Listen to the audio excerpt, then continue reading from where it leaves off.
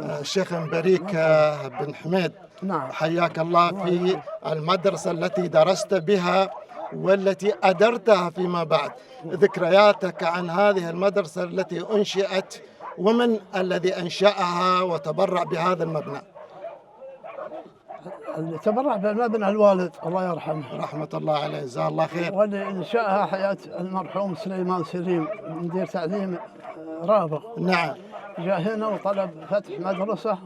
نعم. ووافق أبوي وأعطاه قدام دكان هناك جلسنا فيه سنة. أي.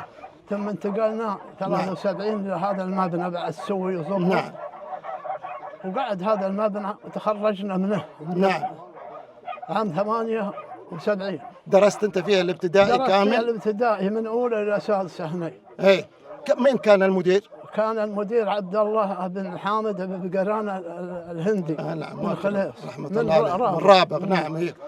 وجو بعدين مدرسين علي بن رومي جابوه عشان يقرا ويكتب، حطوه مدرس. نعم. ما في مدرسين قليلين. نعم.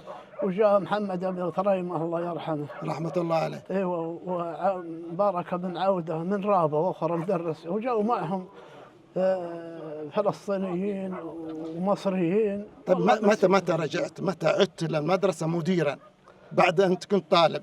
يعني بعد كم سنة تقريبا؟ عام 84 تخرجت من المدرسة. نعم. من المعهد. من المعهد. نعم. من معهد المعلمين. نعم. وأنا في المخمرة. نعم. خدت فيها 85 86. خدت فيها 84 85 86 نقلت في المدرسة دي. نعم. ومن نقلت فيها مدرس إلى عام 1402. نعم.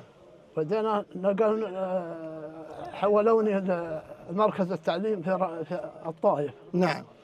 واستمريت سنتين. عام 1404 تخرجت. نعم. ورجعت نفس المدرسة.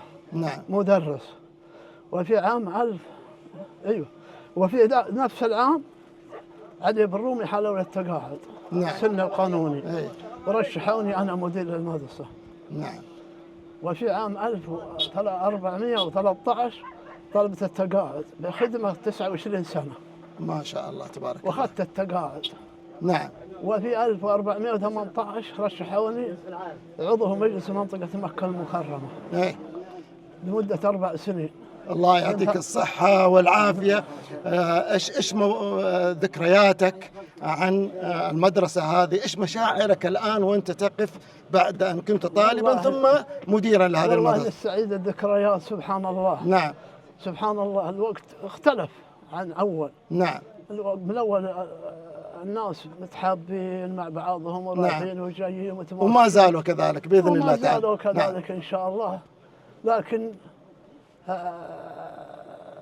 الحين الطريقة حقتهم اللي سووها خفضوا في المدارس الابتدائية. ايوه. شالوا أولى وثانية وثالثة وكبروا المباني. ايوه وكبروا طيب. المباني. الشيخ حميد يعطيك العافية. احنا الآن مقتطفات داخل المدرسة، حنستكمل حديثنا بإذن الله إن شاء الله في الأمسية الثقافية التي سوف تقام بعد قليل. شكرا لك. أنت طيب. الله شكرا يسلمك. لك. الله يسلمك.